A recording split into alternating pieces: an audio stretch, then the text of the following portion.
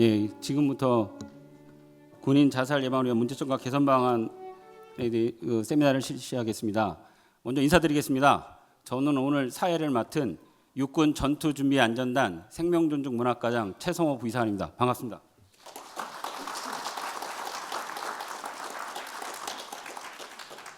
원래 이렇게 큰 행사에는 전문 아나운서분이 오셔가지고 매끄럽게 사회를 진행해야 되는데 오늘 공동 주관하시는 일부 기관에서 육군에서 많은 노력을 해서 만든 행사고 일회인 만큼 육군 관계자가 꼭 사회를 봤으면 좋겠다라고 하셔서 이 자리에 서게 됐습니다. 그런데 가만히 생각해 보니까 예산을 절감하기 위해서 한 감언이설에 제가 속지 않았나 싶습니다. 그래서 미흡한 부분이 있더라도 생명을 사랑하는 넓은 마음으로 양해해 주시기를 부탁드리겠습니다. 저는 지금 이 자리가 나중에 훗날 역사 속에서 우리 군의 자살과 국가의 자살을 줄이는데 큰 획기적인 사건이라고 기록될 거라고 믿습니다. 이런 역사적인 순간에 함께해 주신 여러분들께 진심으로 감사드립니다. 앞으로 우리 군과 국가의 자살 사고를 크게 감소되기를 기원하는 마음으로 한절한 염원을 담아서 힘찬 박수로 행사를 시작하겠습니다.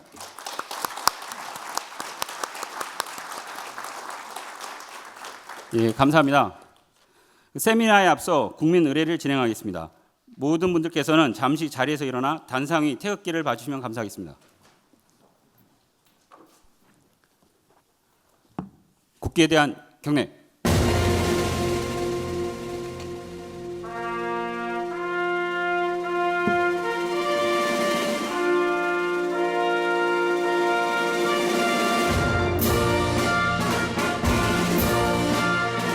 나는 자랑스러운 태극기 앞에 자유롭고 정의로운 대한민국의 무궁한 영광을 위하여 충성을 다할 것을 굳게 다짐합니다.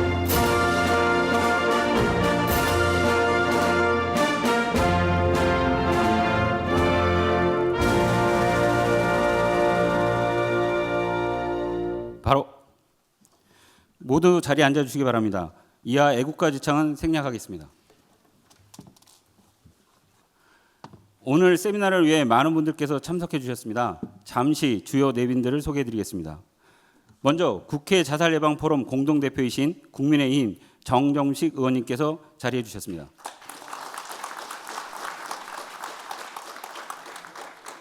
국회 자살 예방 포럼 간사이신 국민의힘 비례대표 한지아 의원님께서 자리해 주셨습니다.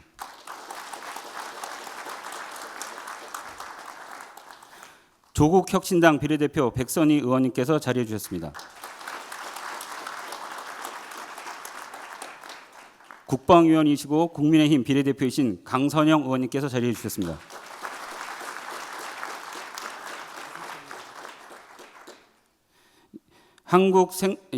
안전생활실천시민연합 자살예방센터 양두식 센터장님께서 자리해 주셨습니다.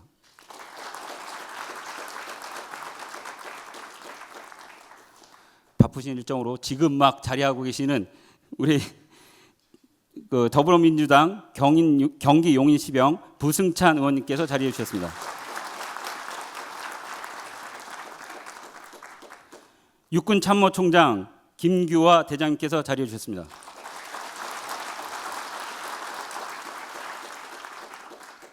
국방부 군인권개선 추진단 유균혜 단장님께서 자리해 주셨습니다.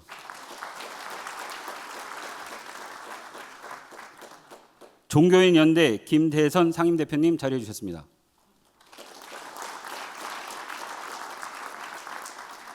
한국생명운동연대 윤정현 사무총장님 자리해 주셨습니다.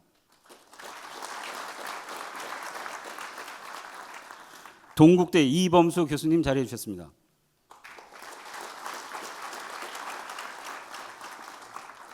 한국생명의 전화 하상훈 원장님께서 자리해 주셨습니다.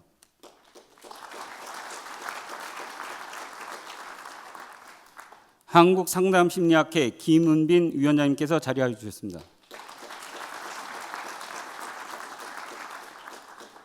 한국상담학회 박철형 이사님께서 자리해 주셨습니다.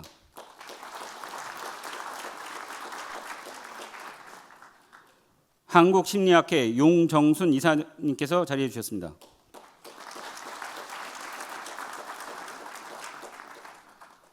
육군 전투준비안전단장 전창영 이사관님께서 자리해 주셨습니다.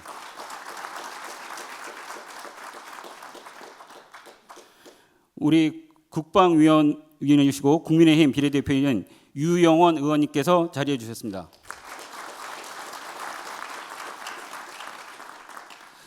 발표자와 토론자는 발표 및 토의 전에 별도로 소개해드리겠습니다. 바쁘신 와중에도 참석해 주신 모든 분들께 다시 한번 감사의 말씀을 드리며 한 분 한 분 모두 소개시켜드리지 못한 점 양해 부탁드립니다. 이어서 군인 자살 예방을 위한 문제점과 개선 방안에 대한 응원을 담은 개회사와 축사가 있겠습니다. 개회사는 행사를 주최해 주신 국회 자살 예방 포럼 정정심 의원님과 한지아, 부승찬, 백선희 의원님께서 해주시겠습니다. 먼저 정정심 의원님께서 무대 위로 올라오시겠습니다. 정정심 의원님은 22대 국민의힘 경남 통영시 고성군 대표 의원이십니다. 그리고 국회 자살 예방 포럼 공동 대표이십니다. 예, 여러분 반갑습니다. 정점식 국회의원입니다. 바쁘신 일정에도 불구하고 제2025 국회 자살 예방 포럼 제3차 정책 세미나에 3차 정책 세미나이자 제1회 민광군 자살 예방 포럼에 함께 해 주신 모든 분들께 진심으로 감사의 말씀을 드립니다. 아울러 이번 세미나를 준비해 주신 한지아, 부승찬, 백선희 의원님을 비롯한 안실련 혁명보험사회공헌위원회, 국방부, 육군본부, 한국혁명운동연대 관계자 여러분께도 감사드리며 함께해 주신 항공작전사령관을 지내신 우리 당의 강선영 의원님, 그리고 김규화 육군참모총장님, 황태연 한국생명존중희망재단 이사장님을 비롯한 많은 분들께도 진심으로 감사의 말씀을 드립니다. 또 주제 발표를 해주시는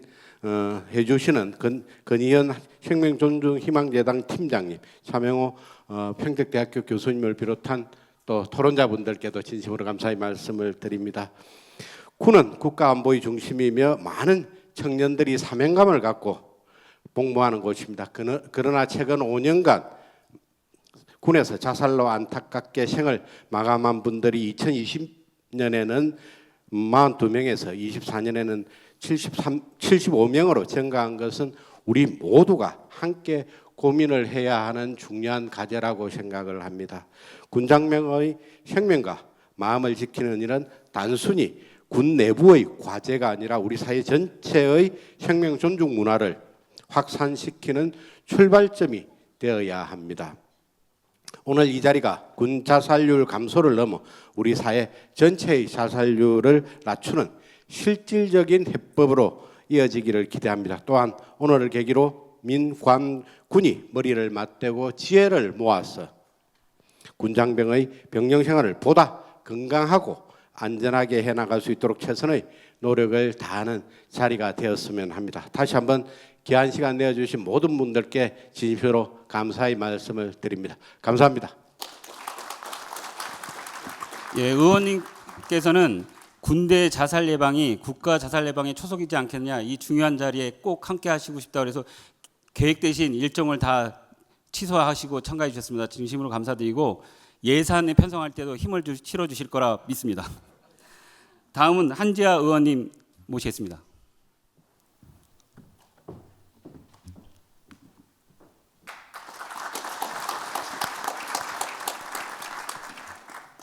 안녕하십니까. 국회 자살예방포럼 간사 한지아입니다. 오늘 군자살 예방 세미나에 함께해 주신 또 점정심 대표님, 부승찬 의원님, 그리고 백선희 의원님, 또 우리 김규화 육군참모총장님 대단히 반갑고 여기 계신 모든 분들께 와주신 부분에 대해서 감사드립니다. 우리 국군은 국가 안보의 중심이며 수많은 청년들이 꿈과 사명감을 갖고 일하는 곳입니다. 그런데 안타깝게도 군내 자살은 여전히 조속히 해결해야 할 과제입니다. 한 해에만 70명 군 장병이 스스로 생을 마감하고 있습니다. 이건 단순히 숫자가 아니라 한 생명이고 또 한 가족의 슬픔이라고 생각합니다. 자살은 개인의 문제가 아니라 사회 함께 해결해야 될 문제라고 저는 생각합니다. 정신건강의 어려움은 누구에게나 찾아올 수 있기 때문입니다. 우리는 이를 충분히 예방할 수 있고 그를 위한 노력을 최선을 다해야 된다고 생각합니다. 자살은 치료 불가능한 병이 아니라 함께하면 이겨낼 수 있는 위기이기 때문입니다. 오늘 세미나는 문제의 원인을 정확하게 짚고 실질적인 개선 방안을 위해 달려가고 모색하는 자리라고 생각합니다. 군이 나라를 지키듯 이제는 우리가, 사회가 군 장병의 마음을 지켜드려야 된다고 생각합니다. 오늘 이 자리를 통해 실질적인 아이디어와 실행 가능한 대안이 도출되기를 기대합니다. 제가 국민통합위원회에서 자살 특위위원장을 했었습니다. 그때 당시 여러 개의 산재되어 있던 자살 예방 번호를 109로 통합했습니다. 결국엔 몸을 구하는 번호가 119라면 마음을 구하는 번호는 109로 그런 모토로 갔습니다.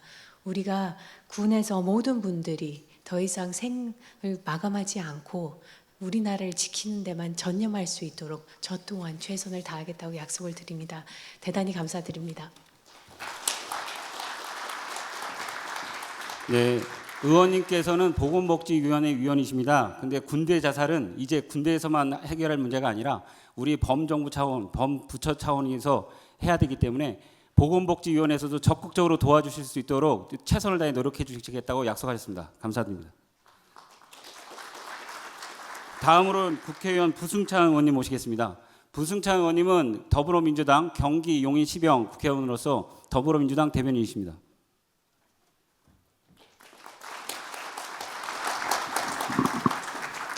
늘 가슴이 아픕니다. 아까 우리 정점식 공동대표님께서도 말씀하셨지만 지난해 75분이 극단적 선택을 하셨습니다.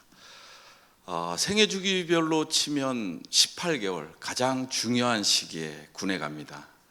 거기서 다양한 이유로 인해서 극단적 선택을 합니다. 줄어들지 않고 있습니다. 지속적으로 늘어나고 있습니다. 우리는 헌법에 국방의 의무, 병역의 의무, 그리고 병역법의 병역의 의무를 명시하고 있습니다. 국가는 그동안 우리 장병들에게 의무만 강요했던 것 같습니다. 책임을 지지 않는 모습이 곳곳에서 보였습니다. 자식을 잃은 부모의 마음, 그리고 그 심사 과정에서 극단적 선택을 하신 분들에 대해서 등급을 매깁니다. 그게 순직 1, 2, 3형입니다. 그런데 극단적 선택 대부분은 90% 이상 많게 전부 순직 3형으로 이제 결과가 나옵니다. 부모 입장에서는 자식을 2번 죽이는 그런 현상들이 일어나고 있습니다. 국가와 정부가 책임을 지지 않기 때문입니다. 의무만 강요하고 책임을 방기하는 그런 군 문화가 어찌 보면 극단적 선택을 조장하고 있다라는 생각도 하게 됩니다. 그런 의미에서 오늘 포럼이 정말 유의미하다고 생각합니다. 우리 군은 극단적 선택을 하신 분들에 대해서 제대로 된 예우를 하지 않고 있습니다. 군에서 심사를 하고요, 다시 보훈부로 넘어가서 또 심사를 합니다. 돌아오지 못한 아들을 그렇게 심사를 하고 외로이 홀로 법정에서 싸움을 하고 있습니다. 무엇을 얻기 위해서요? 아들을 편안하게 보낼 수 있도록 하기 위해서 그렇게 싸우는 게 아닌가 싶습니다. 그런 점에 대해서 더불어민주당 국방위원회 간사로서 솔직히 죄송한 마음을 금할 길이 없습니다. 많은 노력을 하겠습니다. 그리고 여기 우리 정점식 대표님, 한지아 간사님, 우리 백선희 의원님 많이 나와서 유용원 의원님, 강선영 의원은 가셨는데요. 그런 의미에서 법 제도에서 국가의 책임을 조금이라도 질 수 있는 그런 법 제도적 개선이 필요하다고 생각합니다. 그 길에 함께 할 거고요. 극단적 선택을 하신 부모님들과 함께 손을 잡고 아픔을 나누도록 하겠습니다. 오늘 포럼이 정말 유익하고 한 명이라도 극단적 선택을 줄일 수 있는 그런 자리가 되기를 간곡히 바라봅니다. 감사합니다. 네, 의원님께서는 국방위원회 간사십니다. 항상 군의 전투력 향상은 장병들의 생명을 보호한 것부터 기초가 된다라고 말씀하시면서 군대 자살 예방에 적극적으로 노력해 주시겠다고 약속하셨습니다. 진심으로 감사드립니다. 이어서 백선희 의원님을 모시겠습니다.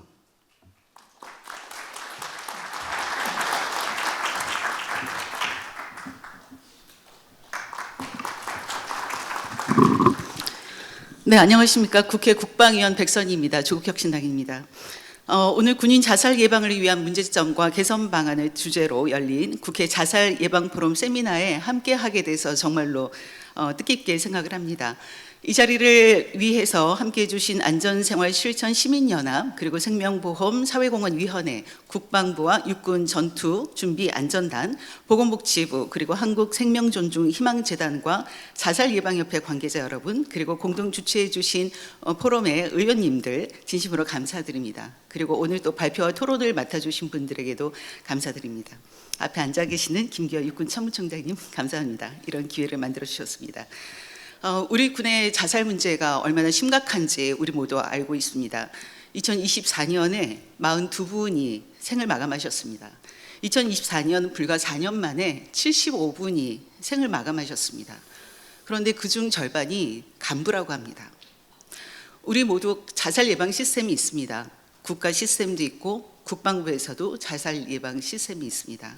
그런데 그 수치가 줄지 않고 불과 몇 년 만에 2배 가깝게 늘었습니다. 왜 그런지 우리는 이 문제를 살펴야 합니다.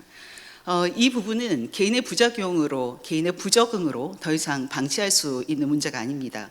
분명히 조직 문화의 문제이고 조직 환경의 문제이고 그리고 제도의 문제라고 생각을 합니다.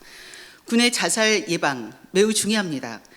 이 부분은 우리가 한 명의 개인의 생명을 지키기 위함만이 아님을 말씀드리고 싶습니다. 이 부분은 군의 신뢰를 세우는 부분이고 국가의 품격을 지키는 일입니다. 장병 한 사람 한 사람의 생명이 존중받을 때 진정한 의미의 사람 중심의 국방 정책이 완성된다고 생각을 합니다. 군은 우리 공동체의 일부입니다. 그리고 이 군은 20대 청년 대부분의 남성들이 생애 주기의 한 과정으로 겪게 되는 그런 곳입니다. 따라서 장병의 생명과 안전을 지키는 일은 군만의 과제가 아니고 국가의 과제이고 사회의 과제이고 우리 모두의 과제입니다. 오늘 이 자리가 국가, 군, 시민사회 그리고 국민 모두가 함께 책임지는 생명 존중 공동체로 나아가는 뜻깊은 출발점이 되리라 믿습니다. 참석해 주신 모든 분들에게 다시 한번 감사드리고 여러분들의 건강과 행복을 기원하겠습니다. 국방위에서 우리 여러 국방 의원님들과 함께 군의 자살 문제 저희가 앞장서서 문제를 해결할 수 있도록 그리고 그 가족을 위로할 수 있도록 최선을 다해서 노력하도록 하겠습니다. 감사합니다. 네, 의원님께서는 국회 자살예방포럼 회원이시고 국회 국방위원회 위원이십니다. 군 장병들의 트라우마와 자살 예방을 위해서 야전 무대 현장의 목소리를 듣고 조치하시려고 굉장히 노력을 많이 해주시는 의원님이십니다. 진심으로 감사드립니다. 이어서 축사를 부탁드리겠습니다. 원래는 국방부 장관님이 오시려고 했으나 시간 너무 바쁘신 일정으로 참석하지 못하셨습니다. 그래서 오늘 우리 군의 장병들을 위한 자살 예방을 위해서 모여주신 국회의원님, 그다음에 학회, 그다음에 학교, 그다음에 이 발표자 및 토론자 이 모든 분들께 진심으로 감사드린다는 인사 말씀을 전하셨고요. 축사는 지면으로 대신하셨습니다. 그래서 배부해드린 책자를 보시면 그 축사가 있겠습니다. 이어서 김규화 육군 참모총장님을 모시겠습니다. 참모총장님은 52대 육군 참모총장으로서 미사일 전략사령부 사령관을 역임하셨습니다.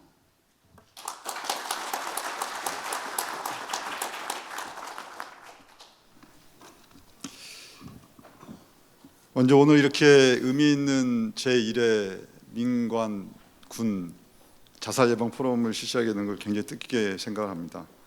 또 자살예방 국회 공동포럼 대표이신 우리 정점식 의원님, 또 간사이신 한지아 의원님, 또 오늘 주최해 주시는 부승찬 의원님, 또 백선희 의원님, 유영원 의원님 깊게 감사를 드립니다. 사실 오늘 저에게 이렇게 자료를 이렇게 써서 축사를 이렇게 건의를 했는데 많이 고민을 했습니다. 근데 제가 가졌던 생각을 좀 말씀을 드려야겠다는 생각이 들어서 좀 말씀을 드리겠습니다. 군 지휘관들은 가장 일 원칙으로 두는 게 뭘까 이렇게 생각해 보면 결국 생명 존중입니다. 저희도 많은 노력을 하고 있는데 그럼에도 불구하고 군의 어떤 그런 시각으로 보다 보니까 예방 측면에서 어떤 때는 성과를 달성하기도 하고 또 그렇지 못한 적도 있습니다. 어제 제가 32사단의 미리국 차단 완전 작전을 10월 5일 날 했던 해안 감시 기동대대를 다녀왔습니다. 거기에서 12km 지점의 작은 점을 우리 병사가 레이더로 보고 그것을 민관, 군, 경찰이 합동으로 해서 미리국을 완전히 작전을 했는데 자살 예방 포럼도 민관군이 이렇게 함께 한다는 게 굉장히 큰 의미가 있고 저희가 줄이지 못하는 것들을 굉장히 줄일 수 있는 그런 큰 기폭제가 되지 않을까 이렇게 생각이 됩니다. 저도 이제 그 지휘관의 생활을 회고를 해보면 제가 중령 때까지 지휘관 및 지휘자를 5번 정도 했습니다. 하면서 저는 사실 자살에 대한 부대에서 어떤 경험은 없었습니다. 그래서 자신만만했습니다. 제가 하는 방식, 상담도 많이 하고 과학적 식별 도구라든지 이런 걸 통해서 예방할 수 있다 이렇게 자신했었는데 대령 때 지휘관을 하면서 5개 부대를 지휘를 했습니다. 그 중에 1개 부대가 매년 자살 및 인명사고가 나서 그 부분을 제가 중년 때까지 해왔던 방식으로 하면 그 부분을 극복할 수 있을 거라고 생각을 했었는데 그럼에도 불구하고 또 그 부대에서 인명사고가 났습니다. 이 원인이 뭘까 이렇게 보면 주로 소프트웨어 방식의 상담과 프로그램 이런 것들도 봤지만 제가 못 보던 부분을 우연히 발견을 하게 됐습니다. 건축의 비밀이라는 영상을 통해서 봤는데요. 거기에서 핵심은 어떤 학교가 굉장히 사건 사고도 많고 여러 가지 문제점이 많았는데 공간을 개선하니까 획기적으로 변화가 됐다는 내용을 봤습니다. 저는 정말 새로운 관점이었습니다.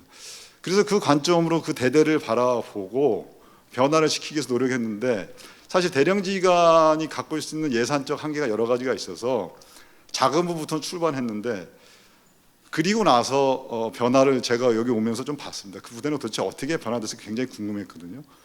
그런데 다행스럽게도 2013년 이후에 지금까지 인명사고가 없습니다. 그래서 그런 변화는 저희가 소프트웨어 중심에서 하드웨어 중심을 같이 결합하면 어떨까 이런 생각을 굳게 가졌고요. 제가 수방사령관을 하면서 직할부대 부임하기 전에 고민했던 게 부사관 자살이 많았습니다. 한 5명 정도 됐습니다. 굉장히 이례적으로 직할에 많아서 그 원인이 뭘까 이런 것도 고민했고 그때 사람이라는 생각과 공간에 제가 경험했던 공간을 좀 접목시켜보자 이런 생각을 가졌고 그래서 또 여기 오기 전에 직할 부대에 대한 것을 봤습니다. 표본이 많지 않기 때문에 그 통계가 어떤 유의미성을 가질까 이런 고민도 했는데 다행스럽게도 자살은 없었습니다. 인명사고도 줄었고 그래서 저는 이러한 소프트웨어와 하드웨어를 잘 결합하면 저희가 궁극적으로 국가전략 차원에서도 40%를 목표로 하는데 궁극적으로는 저희는 제로를 지향하지 않습니까? 그런 측면에서도 유의미한 결과를 낼 수 있다 이렇게 생각을 하고 오늘 민간군이 이렇게 모여서 지혜를 모으는 그런 장이기 때문에 틀림없이 유의미한 정책적 대안이 나올 것으로 생각하고 그 대안을 저희 육군 또 군도 열심히 실현해서 정말 국민들께서 바라시는 군에 내 자녀를 보냈을 때 정말 안전하고 생명이 존중되고 지켜줄 수 있는 그런 환경이 구축될 수 있도록 최선을 다하겠습니다. 감사합니다.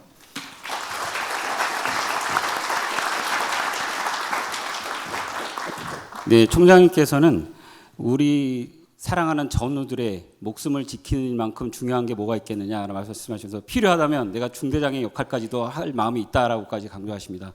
불철주야 군의 안전사고와 자살사고 예방을 위해서 고민을 많이 하시고 계십니다.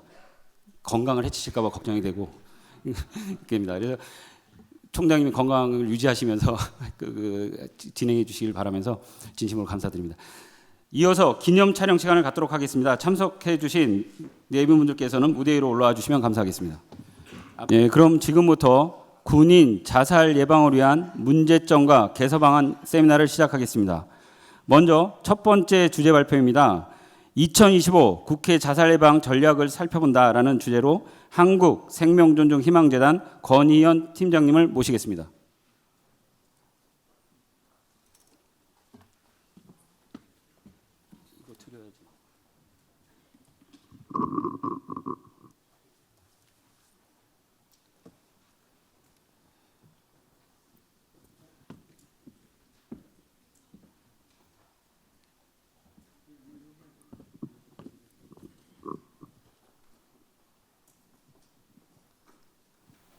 네, 안녕하십니까. 저는 한국생명존중희망재단 사후대응팀 팀장 권희연입니다. 만나서 반갑습니다.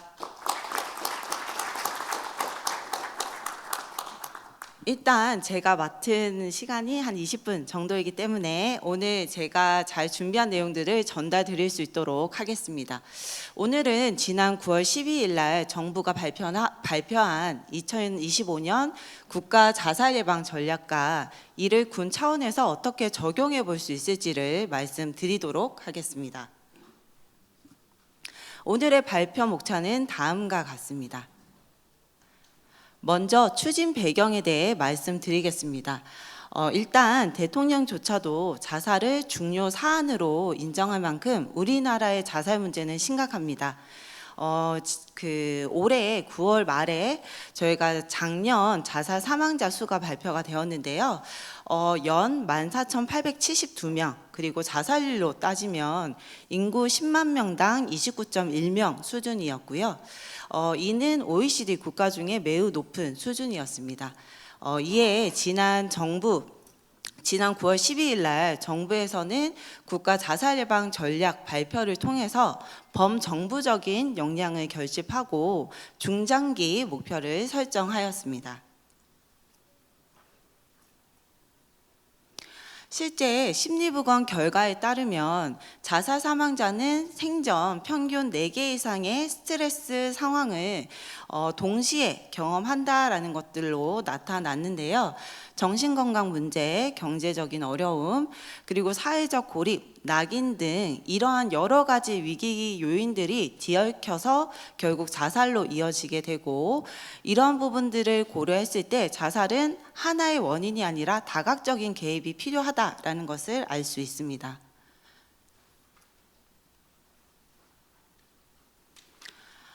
이 전략에서는 비전은 명확합니다.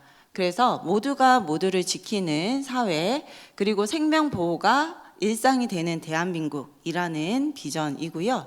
이 비전을 위한 3가지 추진 방향이 있습니다. 앞선 슬라이드에 있는 것처럼 벼랑 끝에 몰리는 원인을 규명하고 확실하게 해결.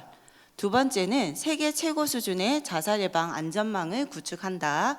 마지막으로 자살은 예방 가능, 사회적 연결끈으로 위기 극복이라는 추진 방향이 명확하게 제시되어 있습니다. 그래서 총 5개 분야, 총 18개의 세부 추진 과제로 구성되어 있다라는 걸 확인할 수 있겠습니다. 그럼 본격적으로 그 세부 추진 과제를 좀 간략하게 좀 설명을 드리도록 하겠습니다. 첫 번째 세부 추진 과제는 고위험군 집중 대응입니다. 그 고위험군은 어떻게 보면 즉각 개입이 필요한 대상이기 때문에 이 단계에서의 어떤 대응이 미흡하게 되면 이후에 사후 관리가 어려워지게 됩니다. 따라서 여기서는 자살 시도자 및 자살 유족에 대한 집중 지원에 대한 방안들을 포함하게 됩니다. 2번째 세부 추진 과제는 취약계층 지원 기관 간 연계체계 구축입니다. 자살 위험 신호는 사실 경제, 법률, 가족, 학교, 직장 등 다양한 영역에서 나타나는데요. 이러한 위험 요인별로 취약계층이 자주 방문하거나 이들을 많이 접촉하는 관계기관하고 유기적인 관계를 맺는 것이 조기 발굴과 효과적인 개입에 필수적입니다. 그래서 실질적으로 보시면 서민금융통합지원센터, 그리고 범죄 피해자 지원센터, 미센터 등의 어떤 관련 기관과의 협업을 통해서 이러한 취약계층, 고위험군을 조기 발굴하고 이들에게 필요한 서비스로 연계하는 부분들이 중요하게 다루어지고 있습니다. 세 번째 추진 과제는 범부처 위기 요인에 대한 선제적 대응과 관련된 내용으로 보실 수 있겠습니다. 자살은 계속적으로 얘기 드리지만 단일한 요인으로 발생되지 않습니다. 여러 가지 요인들이 복합적으로 얽혀서 좀 최종적으로 이루어지는 것들이 결국 자살 사망이라는 결과인데요. 앞서 보시는 것처럼 금융 문제라든지 고용 불안, 폭력 피해, 그리고 사회적 고립, 이런 어떤 다양한 요인들이 결국 자살로 이어지기 때문에 각 부처가 어떤 이러한 주요 요인에 대해서 좀 실질적으로 선제적으로 대응하는 것들이 핵심이라고 보실 수 있겠습니다. 그래서 이 자살 문제를 해결 위해서는 여러 가지 부처가 함께 힘을 합쳐야 되는 부분들이 있는데, 각 부처가 본인들이 담당하고 있는 영역에서 이러한 위기 요인들을 조기에 감지하고 관련된 취약계층들을 필요한 서비스로 누락되지 않고 연결하는 방안, 이 부분들이 주요 내용이다라고 보실 수 있겠습니다. 네 번째 세부 추진 과제는 지자체 및 현장의 전달 체계를 확립하는 부분입니다. 아마 그 자살 예방의 어떻게 보면 최전선은 결국 현장인데요. 국가 차원에서 전략을 아무리 잘 만들어 놓을지라도 실제 효과는 지자체나 지역기관이 이를 어떻게 구체화하고 실행하느냐에 달려 있다고 볼 수 있겠습니다. 그래서 지역이 주도적인 역할을 할 수 있도록 결국은 현장 전달 체계를 체계적으로 정비하는 것이 필요하겠다로 이해해 주시면 되겠습니다. 마지막 세부 추진 과제는 생명보호 정책 기반 강화입니다. 자살 예방 정책이 지속 가능하게 작동하기 위해서는 데이터, 기술, 그리고 거버넌스, 요 세 가지 기반이 탄탄해야 됩니다. 그래서 결국 그 일회성으로 현장 중심의 이런 서비스가 제공되지 않기 위해서는 이러한 부분들이 잘 갖추어져야 되고 이러한 부분들을 잘 활용해야 된다라고 보시면 되겠습니다. 그러면 이제 그 군 차원에서 이러한 국가 자살 예방 전략을 어떻게 활용할 수 있을지를 한번 말씀드리도록 하겠습니다.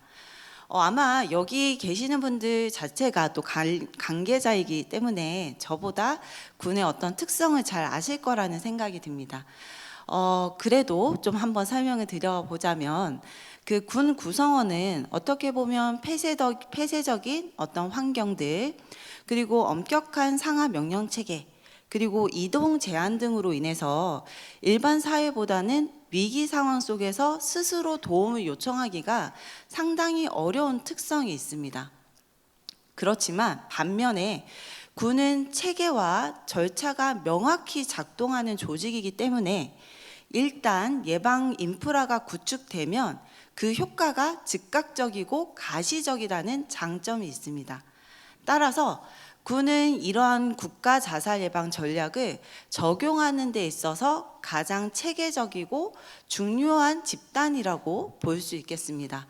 따라서 어떻게 보면 군 조직 내에서의 이러한 성공적인 어떤 자살 예방을 하는 것들이 결국 다른 집단으로의 어떤 확산의 가능성을 봤을 때는 상당히 매우 의미가 있다라고 보실 수 있겠습니다.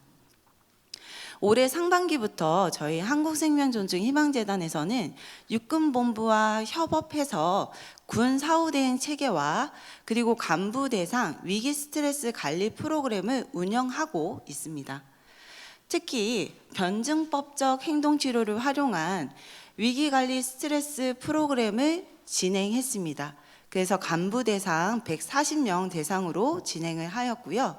실제 4개 그룹으로 나누어서 운영을 했었는데 참여자분들이 대부분 주신 피드백은 긍정적이었습니다. 첫 번째는 현재 경험하고 있는 스트레스 관리에 실질적으로 도움이 되었다라는 점을 많이 언급하셨고요.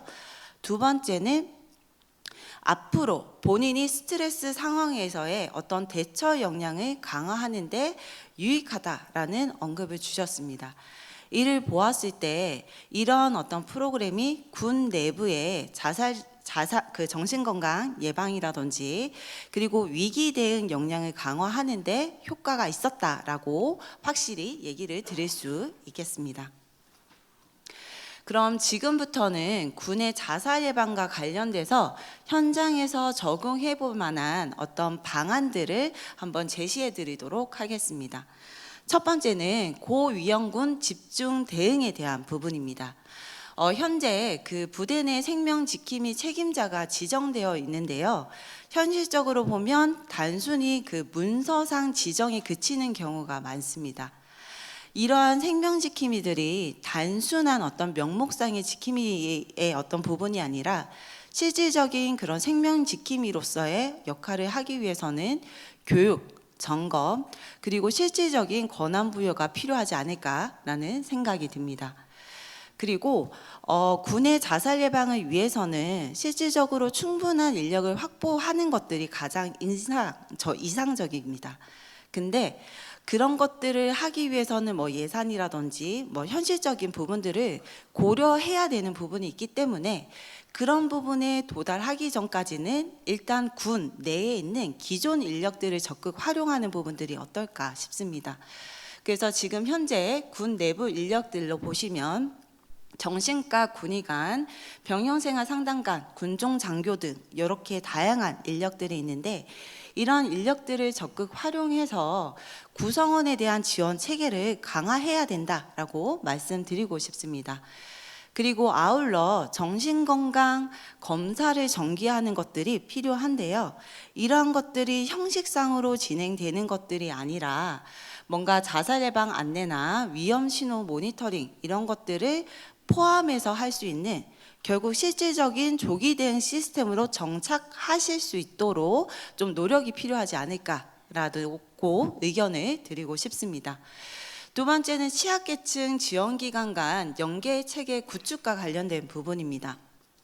부대와 지역 자살예방센터 간의 MOU 체결을 통해서 필요시에 치료비 지원이라든지 사례관리 서비스 그리고 유족에 대한 서비스 제공 등이 이어질 수 있도록 이런 협력 체계들을 마련해야 된다라고 말씀드리고 싶습니다. 그리고 군 내부 자원도 있기는 하지만 실제 109나 마들렌 같은 민간 자원도 있습니다. 이런 것들을 적극 활용해야 합니다. 현장에서는 또 지역에 따라 이런 MOU 체결도 하고 그리고 민간 자원에 대한 홍보도 하고 있다라고는 하지만 사실 극소수인 부분들이 많습니다. 그래서 아직까지 홍보랑 이런 연계들이 잘 이루어지지 않고 미흡한 수준이다라고 보실 수 있겠는데요. 그래서 따라서 앞으로는 조금 대대적인 홍보와 그 연계 강화 쪽에 좀 주력하시는 것들도 필요할 수 있겠습니다. 세 번째는 범부처 위기 교인에 대한 선제적 대응에 대한 부분입니다. 장병 대상 교육 과정이 지금 있는 부분으로 알고 있습니다. 그런 교육 과정에 다양한 주제의 교육을 포함하여 실시할 필요가 있겠고요. 그리고 훈련이나 작전 중에 트라우마 노출되는 결국 심리적인 충격을 받은 장병에 대해서는 심리 안정이나 이런 동료 지원 서비스가 제공될 수 있는 체계를 구축해야 됩니다. 이를 위해서는 병영생활 전문 상담관의 배치를 확대해야 되고요. 결국 현장의 상담 역량을 강화해야 합니다. 네 번째는 지자체 및 현장 전달 체계 확립과 그리고 생명보호 정책 기반 강화에 대한 부분입니다. 부대 내에 생명보호 워크숍을 정기적으로 운영해서 부대별 전략과 실천 계획을 공유하는 것들이 필요할 수 있겠고요. 그리고 자살 예방 성과 지표를 도입해야 합니다. 그래서 이러한 지표를 통해서 결국 상담 건수나 모니터링 결과 등을 체계적으로 관리하는 것들이 필요하고요. 군 자살 예방은 결국 실적 중심이 아니라 성과 중심, 그리고 개선 사항 가 관련된 중심으로 진행, 운영이 될 수 있도록 신경을 써야 될 필요가 있겠습니다. 아울러 그리고 자살 사건만큼은 군사 경찰과 지휘부와 이런 위기 대응 정보를 원활하게 공유함으로써 결국은 현장 대응에 있어서의 일관성과 속도를 높일 필요가 있겠습니다. 그리고 마지막으로 요즘 이런 어떤 자살 현상 이런 부분에 대해서도 첨단 기술이나 신기술들이 많이 나와 있습니다. 이런 것들을 적극 활용해서 군 조직 내에 자살 위험군을 조기 인지하는데, 그리고 자살 사건이 발생했을 때 이에 대한 어떤 대응 역량을 높이는데 적극 활용하는 것도 방안이 될 수 있겠다 이야기 드릴 수 있겠습니다. 마지막으로 이야기 드릴 부분들은 군, 경찰 자살 사건에 대한 대응 체계 개선과 관련된 부분입니다. 현재 자살 사건이 발생되었을 때 군사 경찰이 초동 수사를 실시를 하기는 합니다. 다만 이러한 부분들이 외부 기관과 정보 공유까지로는 이어지지 않습니다. 그래서 이를 지금 보게 되면 이를 해결하기 위해서는 현재 자살예방법에 경찰이나 소방은 사실 정보 제공 주체에 명확히 명시되어 있는데 군은 제외되어 있습니다. 이런 것들을 포함시킬 필요가 있겠고요. 그런 부분들을 통해서 조금 이런 한계를 보장할 수 있겠다라고 보시면 되겠습니다. 이런 한계를 조금 보완을 하게 되면 결국 유족 지원의 공백이 해소되고요. 2차 자살을 예방할 수 있습니다. 그리고 사건 현장에서의 어떤 복지 체계로 신속한 정보로 연계되지 않을까 싶습니다. 그리고 현재 그 또 상황에 따라서 민간 경찰이 또 수사하는 부분들도 있는데요. 그러한 부분들이 군 내부로의 어떤 이첩 체계가 좀 개선이 돼서 군과 관련된 부분들은 군 자체 내에서도 동시에 좀 조치를 취할 수 있도록 그런 어떤 이첩 체계에 대한 어떤 개선 부분도 필요하지 않을까 얘기를 드릴 수 있겠습니다. 네, 그래서 이상으로 좀 얘기를 드렸는데요. 실질적으로 군과 군의 어떤 자살 예방을 하기 위해서는 이러한 어떤 명확한 제도와 전략이 마련되어 있는 것도 필요는 합니다. 다만 군의 어떤 효과적인 자살 예방을 위해서는 어떤 신속과 신속성 그리고 연계 체계를 구축하는 것들이 필요합니다. 그래서 단순히 멈춰져 있는 것들이 아니라 움직이고 필요시에는 필요한 어떤 부처나 기관과 빠르게 연결될 수 있는 구조가 실질적인 군의 자살 예방에 도움이 되지 않을까라는 생각이 들고요. 국회 차원에서도 뭔가 관련 법적 근거 마련이라든지 예산, 인력에 대한 어떤 부분들도 좀 뒷받침해 주셔야 결국 군에 대한 어떤 군이 실질적인 자살 예방 안전망으로서 가동할 수 있겠다라는 생각이 듭니다. 이상 발표를 마치겠습니다. 감사합니다. 네, 건희연 팀장님은 우리 그 군에서 자살 사고가 발생했을 때 사후 관리 치유 프로그램을 전담해주고 계십니다. 그리고 오늘 그리고 현장에서 지금 느끼신 점들을 포함해서 지금 오늘 발표를 해주신 것 같고요. 그 발표해주신 내용을 보면 우리 부대와 지역 자살 예방 센터 간의 MOU라든가 109 마들렌 등 지원은 솔직히 우리 군만 해서는 되는 것이 아니라 보건복지부 그다음에 생명존중 희망재단의 어떤 통제가 필요하다고 생각합니다. 근데 오늘 건희연 팀장님이 발표하신 내용은 팀장님이 발표하셨지만 한국생명존중 희망재단에서 의견입니다. 그래서 다 검토된 사항으로서 지금 생명존중 희망재단에서 많이 도와주고 계십니다. 이거 보건복지부 실무자도 나중에 토론자에 나오시겠지만 보건복지부에서도 좀 더 확대해서 저희들하고 관계를 가져야 될 거라고 생각됩니다. 그리고 지금 오늘 발표해 주신 내용 중에 보면 25년 국가 자살 예방 전략에 대해서 설명을 드렸는데 이 부분에 대해서 또 궁금하신 분들이 있을 수 있습니다. 이 질문이나 의견은 이따가 지정 발표 토론 시간에 여러분들이 플로어에서 발표할 수 있는 시간을 충분히 드리겠습니다. 그때 말씀해 주시면 듣는 시간을 갖도록 하겠습니다. 두 번째 주제 발표입니다.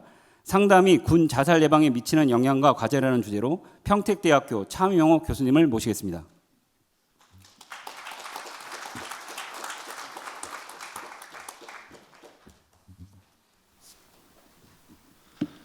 예, 반갑습니다. 차명호입니다. 오늘 여러 가지 중요한 얘기들 함께 나눌 수 있게 돼서 기쁘고요. 또한 이런 계기들을 통해서 우리가 자살에 대한 깊은 이해 그리고 좀 더 좋은 해결책을 찾아가기를 바랍니다. 저는 이제 이런 세미나를 왔다 갔다 하면서 이제 여러 가지 이야기를 듣다 보면 정책, 예산 이런 얘기들은 정말 많습니다. 그런데 5일 전에 자살한 예를 들면 김철수에 대한 얘기를 듣기는 정말 어렵습니다.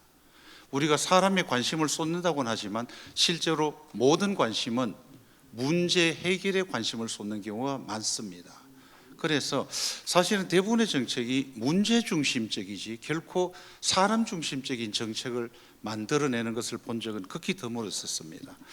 그래서 오늘 저희 부성찬 의원님께서도 이 의무만 요구할 것이 아니라 우리가 그들에게 어떤 가치를 부여할 것인가 말씀 들으면서 그런 맥락에서 연이어 저도 같이 좀 말씀드려보고 싶습니다. 그렇지만 이 주제를 다루기 전에 이제 우선적으로 사실 다루어보고 싶었던 것은 자살이란 무엇인가, 우리는 자살이라는 것을 알고는 있는가, 이 질문을 좀 드리고 싶었습니다. 자살이 무엇인가요? 이게 대단히 어려운 주제입니다. 그런데 우린 자살이 무엇인지는 모르는데 자살을 다루는 정책들을 만들기 시작하더라는 것이죠. 그래서 일단은 먼저 근원적으로 자살이란 무엇인가부터 탐색 좀 되어야 됩니다. 예를 들면 범죄 피해자라고 하면 이 사람들을 대응해 가는 과정이 범죄에 대해서 형사적 처벌을 가하게 되죠. 그 다음에 범죄 피해에 따른 피해에 대해서도 보상을 하게 됩니다. 그러면 범죄에 대해서 처벌하고 피해에 대해서 보상을 하고 나면 범죄 피해자들은 일상적인 자기 삶으로 돌아가느냐? 전혀 그럴 수가 없습니다. 왜냐하면 그 사람이 남기 때문에 사람에 대한 관심을 쏟지 않고서는 이런 문제들을 해결하기가 너무 어렵다는 것이죠. 그래서 제가 생각하는 자살이란 끝나지 않는 죽음입니다. 대부분의 죽음이라고 하는 것은 어떤 분이 돌아가는 순간에 모든 게 끝이 나버리죠. 이제 우리의 기록으로부터 잊어버리게 되고 좀 거리를 두게 되는 것입니다. 그런데 자살했다라고 하는 말을 하게 되면 그때부터 논의가 시작되는 겁니다. 왜 죽었대요? 어떻게 죽었다는데 어쩌다가 그랬다는데 아이고 그러면 차라리 살지, 내가 그때 내가 그런 것 같은 느낌이 들었는데 자살을 하고 나서 이제 우리는 그 사람에 대한 관심들이 일어나기 때문에 자살은 끝나지 않는 죽음입니다. 때로 이것은 부끄럽기도 하죠. 유가족들에게 사람들이 묻습니다. 어떻게 죽었대? 이걸 갖다 정상적으로 자살했어 이러면은 그 후폭풍을 감당하기 어려워서 때로는 거짓말을 할 때가 있습니다. 심장마비로 죽었어요. 교통마비로 죽었어요. 그리고 난 많은 문상객들이 와서 위로를 해주는데 가짜 위로를 계속 받아야 되기 때문에 심리적 고통은 더욱 커질 수밖에 없습니다. 그래서 우리가 일단 자살을 어떻게 이해할 것이냐에 대한 과제들이 좀 남아있다는 말씀을 드리면서 오늘 세미나 주제에 맞게 그러면 군 자살 예방을 위한 개선 방안 혹은 발전 방안을 어떻게 할 것이냐에 대한 보고를 간략히 드리도록 하겠습니다.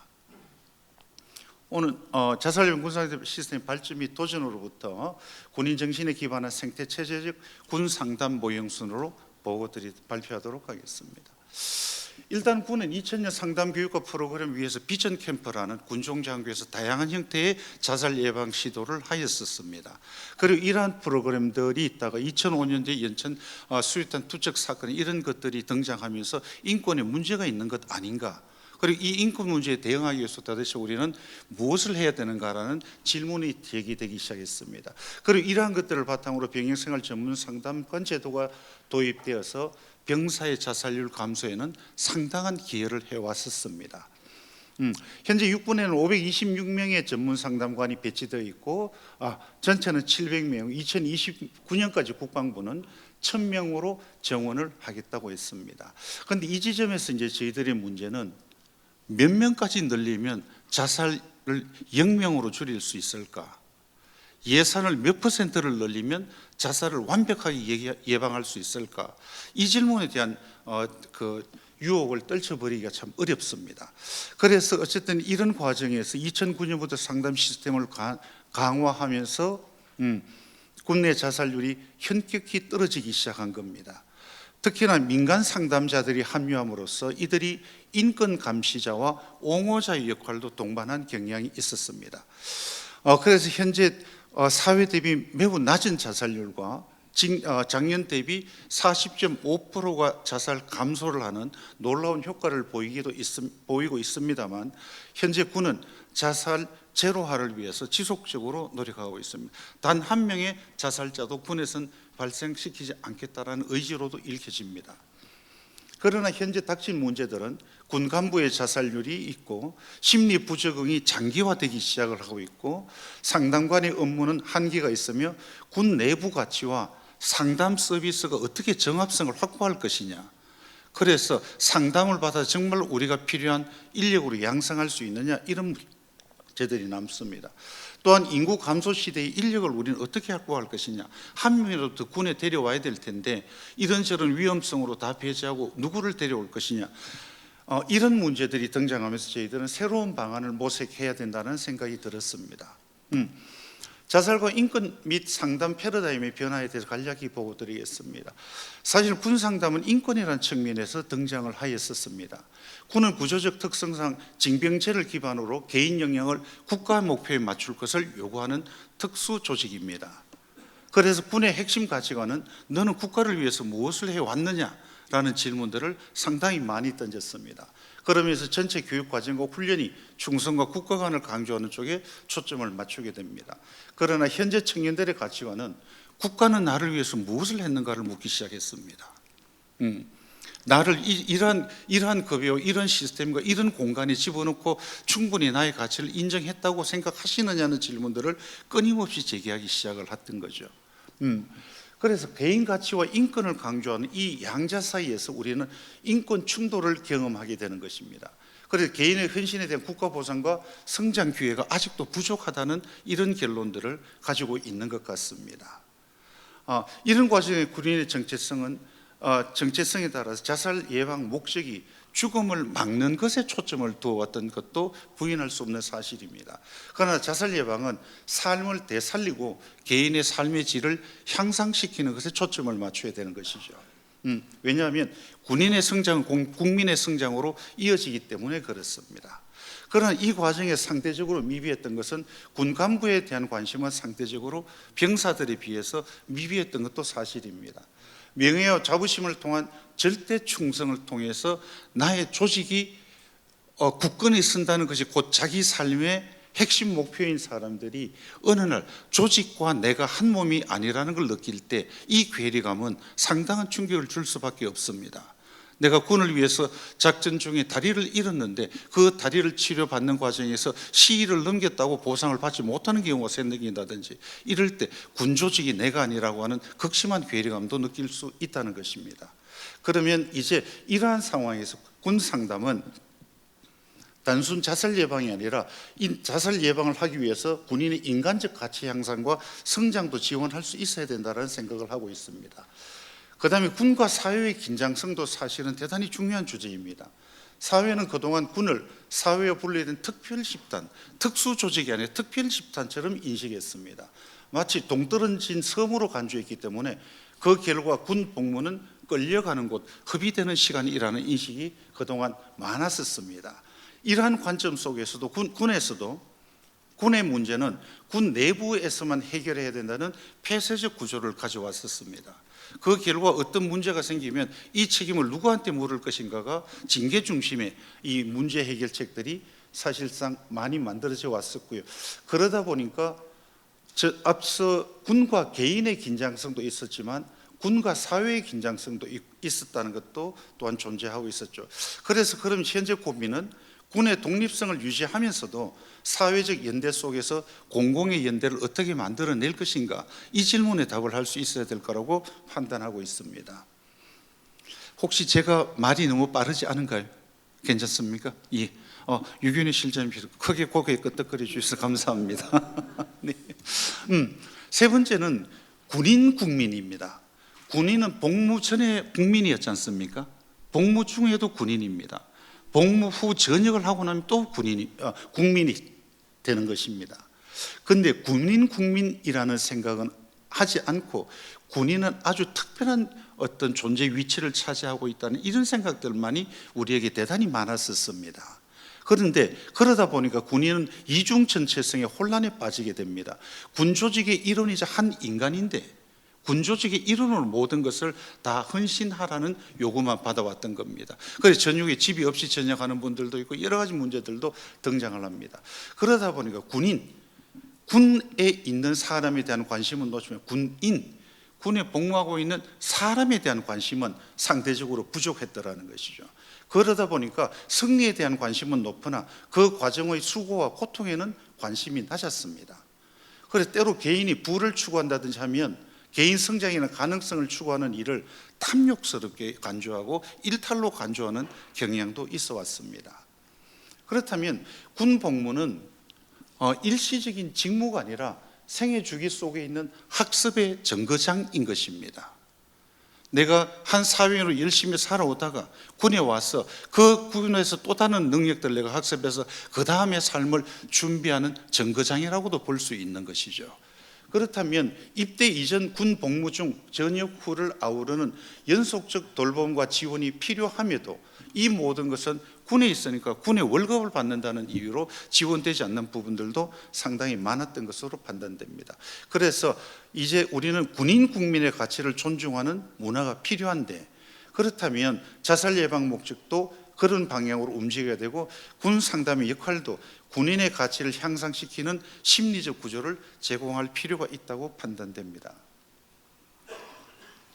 그 다음에 네 번째로는 사실은 이제 군이 사회 인재 육성의 요람이 될 수도 있습니다. 인구 고령화와 병력 자원 감소 문제에 직면해서 단 한 명의 청년이라도 더 국가를 위해 자랑스럽게 근무할 수 있도록 지원하는 일도 필요합니다. 우울증이 있다고 군에 복무를 하지 못한다는 것이 아니라 군의 적절한 지원과 심리적 조력을 통해서 그러한 한계를 가지고도 근무할 수 있다는 이런 구조를 만들어내는 일도 필요할 것이라고 판단됩니다.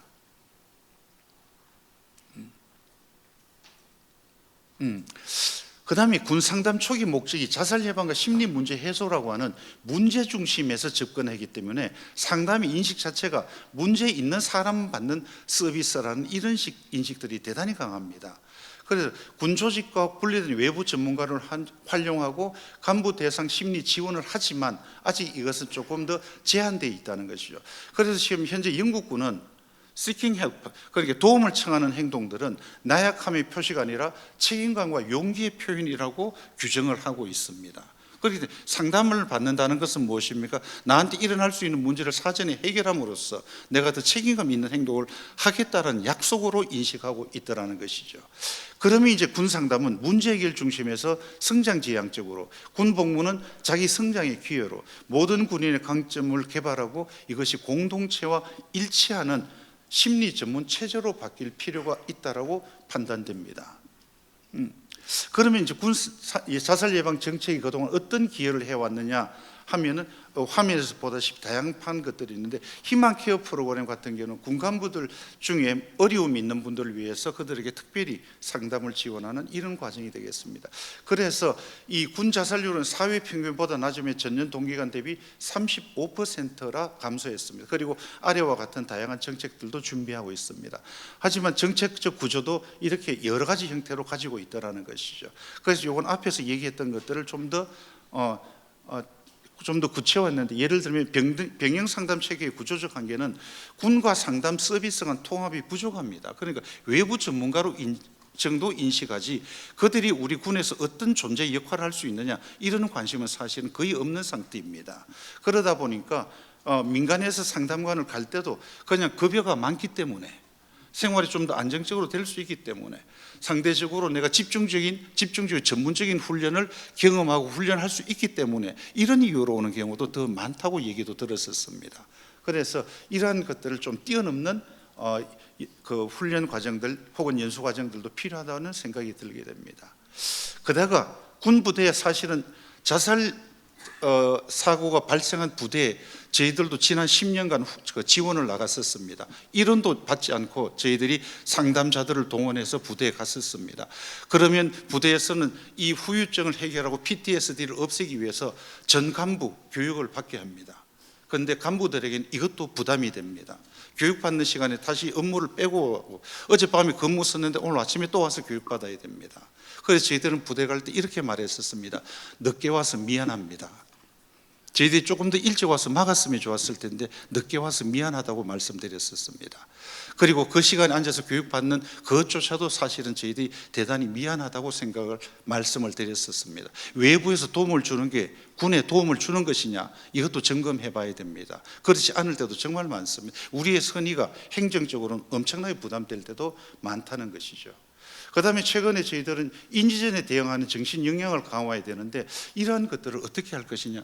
AI 시대에 드론으로 공격하기 때문에 자기는 죽이지 않았다고 생각했는데 나중에 전쟁 사진이 자기한테 전달될 때 엄청난 PTSD에 시달리고 있다는 이런 우크라이나 전쟁이 이런 데서 이런 보고서들이 지금 계속 올라오고 있는 중입니다. 그래서 이런 것에 기여할 수 있는 상담이 되어야 될지 않겠느냐, 이런 생각을 해보았습니다.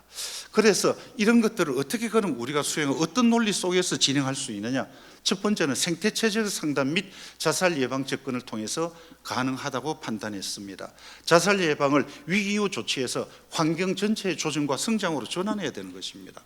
아까 참모 총장님 말씀하셨듯이 공간력이라고 하는 것, 어떤 공간이 사람을 취약한 상황으로 몰고 가느냐, 이 질문에 대답도 해야 되는 것이죠. 그래서 저희들의 업무는 공간을 장소로 바꾸는 일들을 해야 되는 것입니다.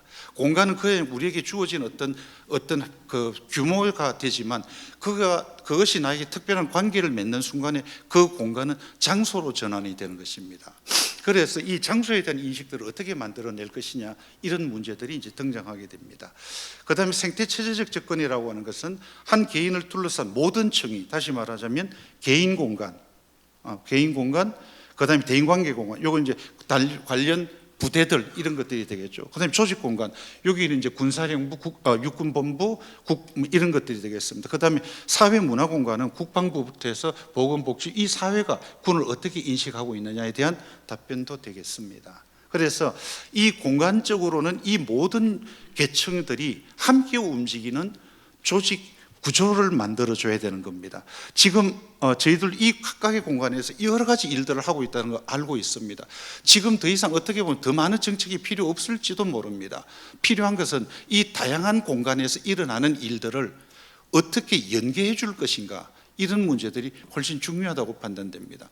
예를 들면 상담센터가 별로 없는 전방부대는 상담센터와 협력해서 일을 진행하려고 해도 전문가를 찾기가 어려운 경우도 정말 많습니다. 그렇기 때문에 이런 문제를 어떻게 해소할 것인지, 이런 것들이 여기에 포함되겠습니다.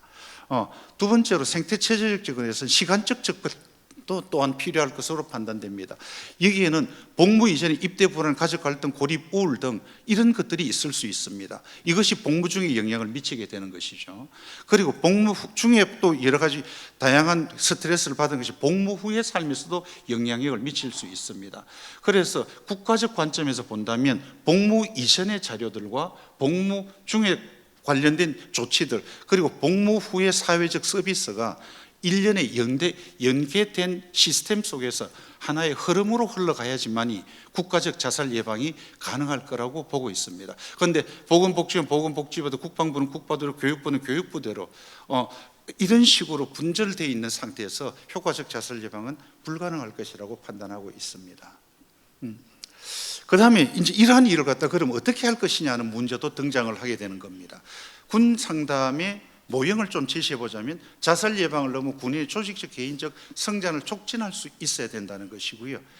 그 다음에 군의 가치와 상담 가치를 정합해야 될 필요가 있습니다.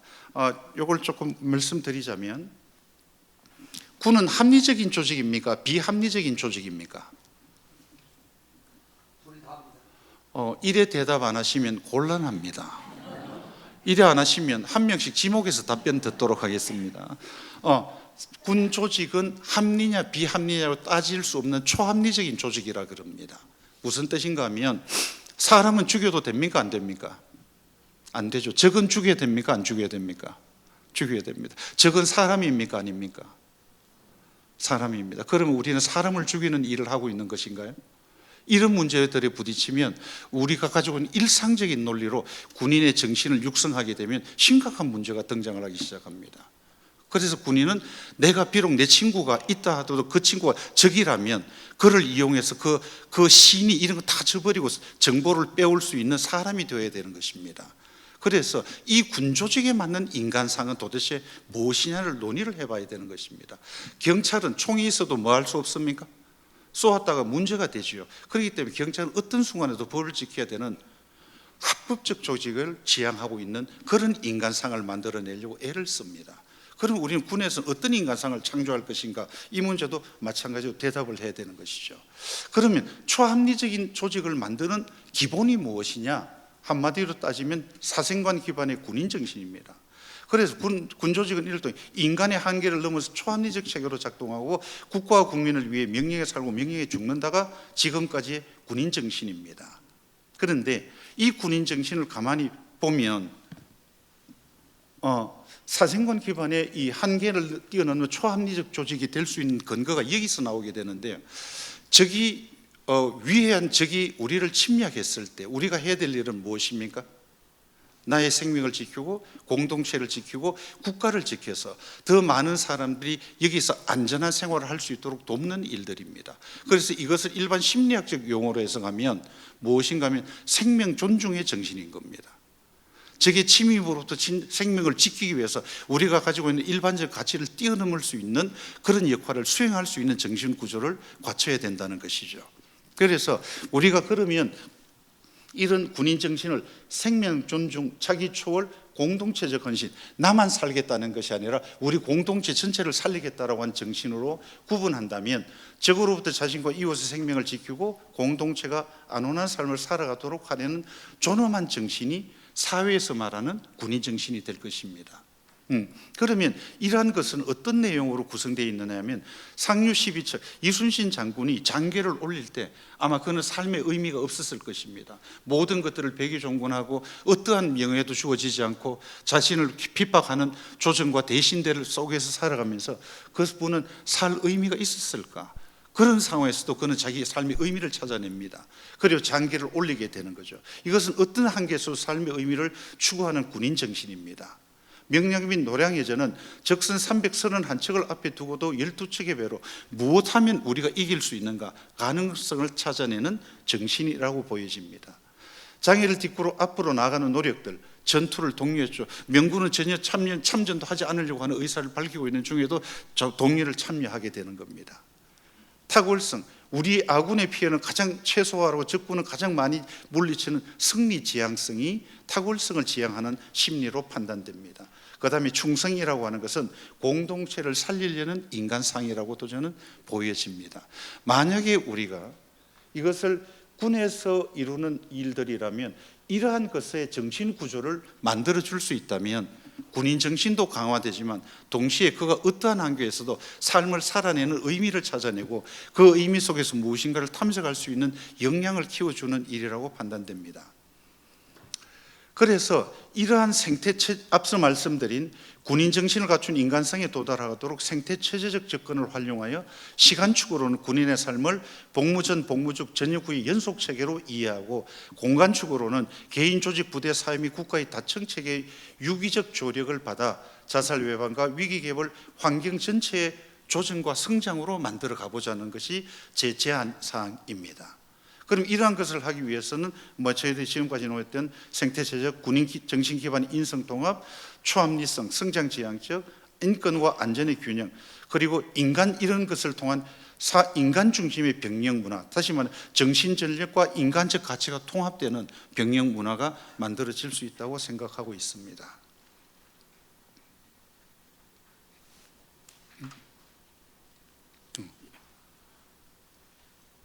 예. 그래서 이것은 이제 그럼 시공간적으로 우리가 어떻게 할 것이냐 이런 사항들에 대해서 간단하게 제시했던 것입니다. 그냥 요거는 자세한 내용도 제가 원고로도 제기했기 때문에 구체적인 내용은 원고를 참석해 주시면 감사하겠습니다. 그래서 이제 거시책에 이르러서는 군인 정신의 서비스군의 존재 의미를 찾는 것, 사회적인 인식을 바꾸는 것, 이런 것들이 되고 민군 공동 가치를 창조하자는 것, 국민의 존엄성 유지 활동을 만들어가는 이런 것들, 그러니까 다시 말하면 군에서 아까 이제 전 발표자도 말씀 주셨지만 군에서 자살 예방이 성공적으로 된다면 이러한 것들을 그냥 둘 것이 아니라 초중 고등학교에 군이 가서 강의도 하고 그래서 이러한 자세로 살면 여러분들의 삶이 더 풍성해질 것이라고 하는 이런 노력들도 병행하자는 이런 활동이 제공되어야 될 것 같습니다. 그래서 군이 어떤 도움을 받는 조직이 아니라 이 사회에 적절한 도움을 제공하는 조직이라는 인상을 만들어내는 일도 필요할 것이라고 판단됩니다. 그래서 이런 것들을 하기 위해서 무엇이 필요한가 하면 군 생애주기 기반의 자살 예방 통합 플랫폼을 구축해야 될 것으로 판단하고 있습니다. 민간군 협의체에서 국방부, 교육부, 보건복지부 등과 정보를 공유할 수 있는 시스템을 만들고 그래서 위험 요소를 감지하고 그 위험 요소를 어떻게 우리가 사회 전체에서 조정하고 운영해 나갈 것이냐 이런 논의들이 필요할 것입니다. 이러한 것들은 공공 데이터 관리 및 위험군 예측과 개입 전략으로도 활용할 수 있을 것입니다. 또한 군인 정신 기반 상담 모형을 구성하고 실행하는 일들이 필요할 겁니다. 그래서 이것을 하기 위해서 저희들이 무엇을 새롭게 하자는 것은 아니고 이런 재해석을 통해서 군과 상담관이 협력하여 조직 가치와 인간 가치를 통합해낼 수 있을 것으로 판단됩니다. 그리고 이제 각 부대에서도 그 상위 부대와 하위 부대가 공동 비전을 형성하는 것 이런 것들도 필요할 것으로 판단됩니다. 다만 이런 것들을 하려면 개인 정보들을 공유해야 되는 문제가 발생하게 됩니다. 그럼 이 개인 정보의 공유 문제를 어떻게 해결할 것이냐? 군에서는 제가 그 파악하기로는 개인 정보를 받아서 군 입대를 막겠다는 것이 아닙니다.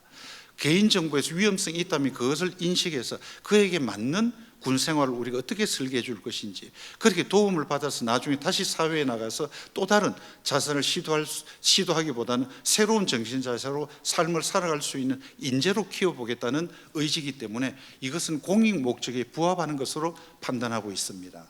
그래서 군 자살 문제가 군 내부의 문제만 아니라면 군인도 국민의 한 사람으로서 전방위적 사회가 필요하다는 점을 우리가 고민해 보면 입대 전 신상 정보를 공익적 목적으로 활용할 수 있겠다라는 판단이 있습니다. 물론 여기에는 이것을 볼 수 있는 사람, 담당자들에 대한 어떤 비밀 보장이라든지 그 신원에 대한 제한성 이런 것들은 필요할 거로 봅니다.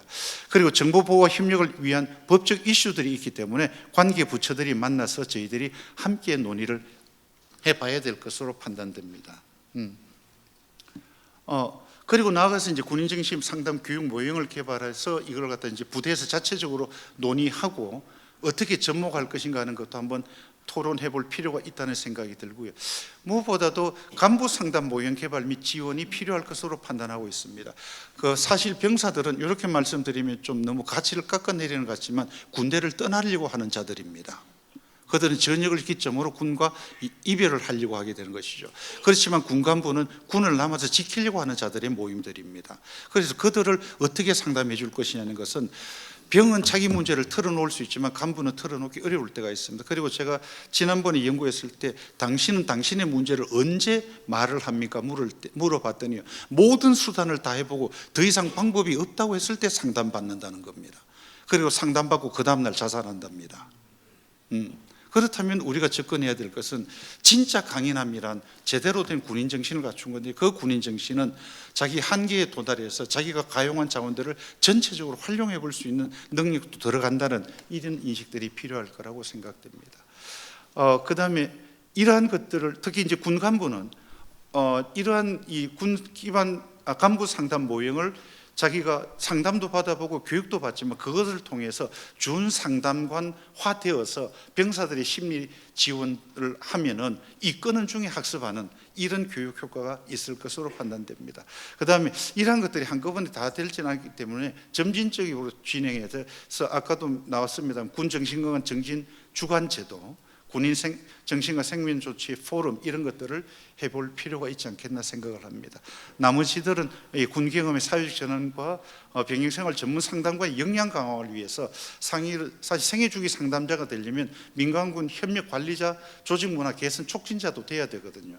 그래서 신규 선발할 때 군 조직을 얼마나 이해하고 있느냐, 그가 생각하는 이상적 인간상은 군 인간상과 얼마나 일치하느냐, 이런 것들을 점검하는 항목도 필요할 거라고 생각됩니다. 그렇지 않으면 개인의 자아실현 경향성을 강조하는 이런 요소들만 강화되다 보면 오히려 상담이 일종의 민원 창구로 전락할 가능성도 대단히 높습니다. 그 다음에 그 군에서 또한 마찬가지로 좀 지원해 주셔야 될 게 민간 대학원들과 연계해서 교육을 받을 수 있는 이런 조치들도 좀 필요할 것 같고요. 또 특히 이제 그 군과 이 학교가 학군 그 제휴를 맺으면 장학금이 나가기 때문에 장학 지원 제도도 활성화하는 방법들이 필요할 것으로 판단됩니다. 제가 너무 오래 쓴 것 같습니다. 죄송합니다. 마치겠습니다. 감사합니다. 네, 교수님이 발표해 주신 내용 중에 우리가 참 공감되는 내용이 많은 것 같습니다. 정말 저희들이 하고 싶었던 생애 주기적 돌봄 꼭 필요하다고 생각합니다. 그걸 한 단어로 잘 표현해 주신 것 같습니다. 군인, 국민. 쉽게 표현하기 이해가 안 되실 수 있지만 우리는 생애 주기 속에서 우리 군인들이 있습니다. 그 속에서 돌봄을 받아야 되는데 지금 그렇지 못한 것 때문에 오늘 이 자리가 만들어졌습니다. 그래서 이것들이 꼭 잘 지켜졌으면 좋겠고, 그러기 위해서 많은 분들, 여기 계신 모든 분들이 다 노력해 주시길 부탁드리겠습니다. 그다음 자살 예방 목적의 변화, 죽음을 막는 것에서 삶을 되살리고 개인의 삶의 질을 향상시킨다. 저희 육군이 그걸 지향하려고 노력하고 있습니다. 근데 아직까지 방향성을 모르겠습니다. 어떻게 해야 그렇게 갈 수 있는지. 그렇지만 한 단계 한 단계 나가고자 노력하고 여러분들의 많은 자문을 듣도록 하겠습니다. 그 상담 패러다임의 변화는 보면 얼핏 보기에는 코칭, 긍정심리학, 회복적 강화가 포함된 요소 같습니다. 여태까지 상담은 치유가 중점이었다면 한 발 더 나아가는 상담이 되고 거기에 필요한 장병들을 생각하는 우리 군에 맞는 상담을 만든다는 것은 큰 의미가 있는 것이라 생각됩니다. 이어서 지금 발표에 이어서 이 지정 토론을 준비하도록 하겠습니다. 잠시 자리에 계시면 여러분들 휴식 시간을 드리는 게 좋겠지만 휴식 시간보다 더 중요한 건 점심 시간을 지켜드리는 게 좋을 것 같아서 휴식 시간 없이 지금 지정 토론을 준비하도록 하겠습니다. 예, 그 지정 토론자들 소개는 좌장님이신 양두석 교수님께서 해주시겠습니다. 뭐지?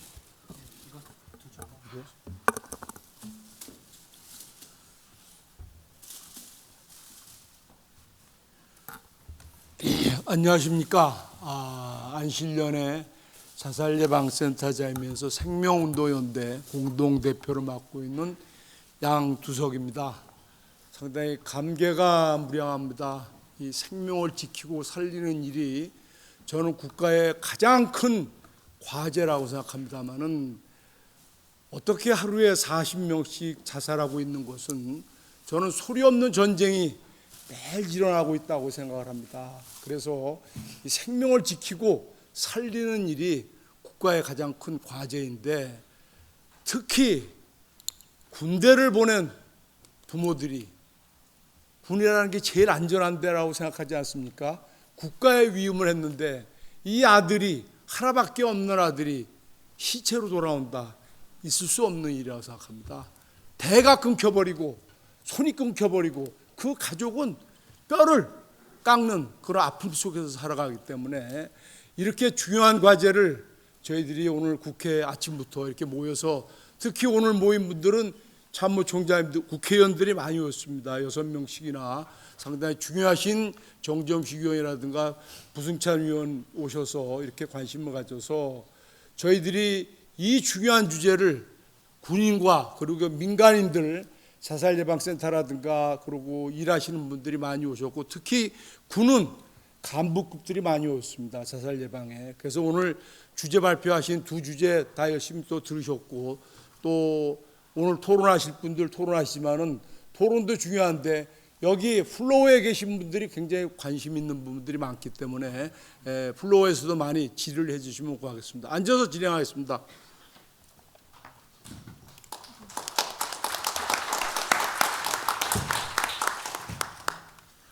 토론은 순서는 우리 여기 순서대로 송경재 육군사관학 3사학교 교수, 그 다음에 강명수 회장님, 그다음에 박종우 보건복지부 과장 대신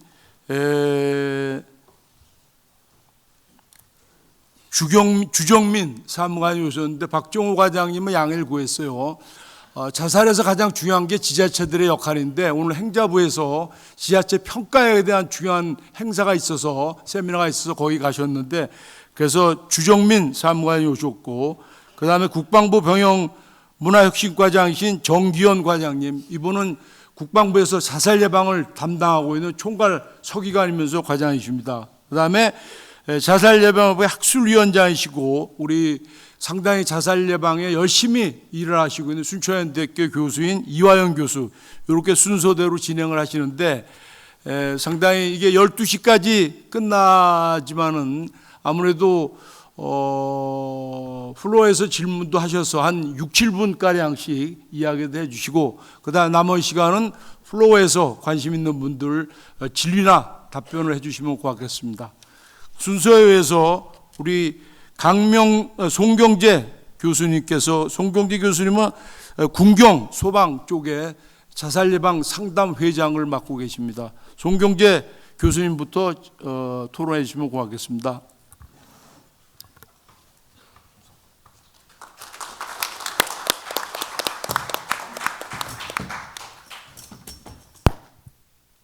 네, 감사합니다. 육군 3사관학교 심리학과 송경재 교수입니다. 제가 빠르게 진행하겠습니다. 2013년 아니고 2023년도 아닙니다. 2003년에 저희 과 생도들한테 제가 우리나라의 자살률이 높다라는 이야기를 했었습니다. 그러면서 제가 자살률을 계산하는 방식을 설명했던 기억이 납니다. 그때 당시에도 우리나라 자살률이 높다, 1위 간다라고 얘기했었는데 그때 이후로 여전히 우리나라는 자살률 1위 국가입니다.